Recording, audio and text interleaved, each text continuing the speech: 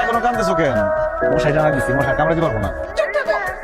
তুমি জানো আজকের রাতটা একটা মেয়ের লাইফে কত ইম্পর্টেন্ট একটা রাত, আর আজকে আমার কোনো বাসর ঘরই হইলো না।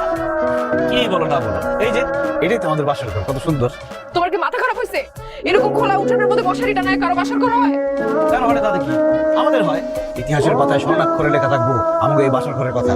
সবার বাসর ঘর হয় রুমে, রুম বাসর ঘর, আর আমাদের উঠান বাসর ঘর। ইস, কি সুন্দর একটা বাসর বাসর ফিল হইতেছে। প্রচুর ফিল হইতেছে।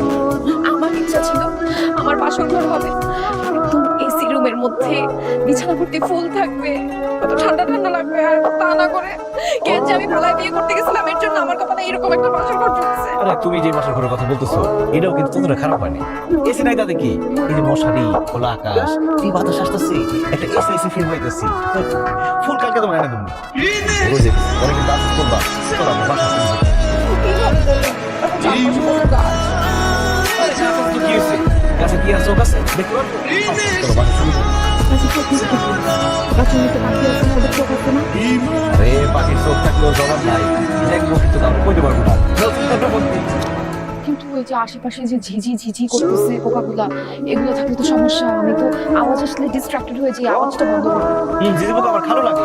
আমি দিয়ে বলবো খালো তোমরা একটু থামো, আর সাথে থামবো। আচ্ছা ঠিক আছে, তোমার হাত দাও, আমি ঝিঝি পোকার ডাক বন্ধ করে দিতেছি। ঝিঝি পোকার ডাক বন্ধ। চলো বাসা শুরু করি। আচ্ছা তার আগে আমাকে একটা প্রমিস করো।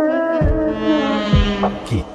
যত ঝড় ঝাপটা যা আসুক আমাদের জীবনে, তুমি কখনোই এই হাত ছাড়বা না। ডাইনা কথা দিলাম, জীবনে ঝড় তুফান জলোচ্ছ্বাস এমনকি ঠাড়া পড়লেও তোমরা হাত ছেড়ে কোনোদিন যাবো না।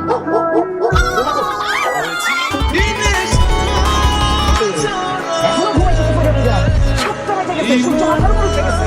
বাই করতেছে ঘুম। আলমগীর ওঠ। বুয়া জামাইয়ের মতো ঘুমাইতেছে, যাও যাও। এই কি উল্টো পাল্টা কথা বলতেছো? কে বুয়া? কার বুয়া বলতেছো তুমি?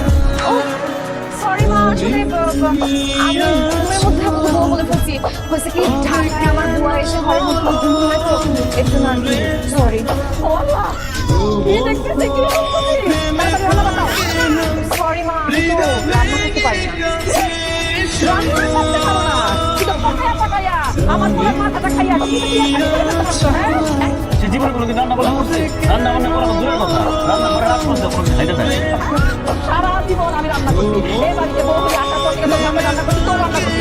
এখন বাড়িতে নতুন বউ আসছে, আমি আর রান্না করে দিতে যাবো না, তোর বউ রান্না করবো। আর তোর বউ যদি রান্না করতে না পারে, তুই রান্না কর। কি বাবা? রান্না করি তো।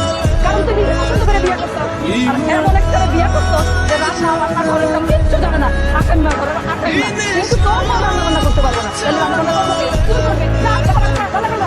তোর আব্বা খাওয়া দাওয়া সাইডে কিন্তু কামে যাইবো। তার আগে যদি রান্না বান্না না হয়, তুই কার কামটা পাঠাইবো কিন্তু।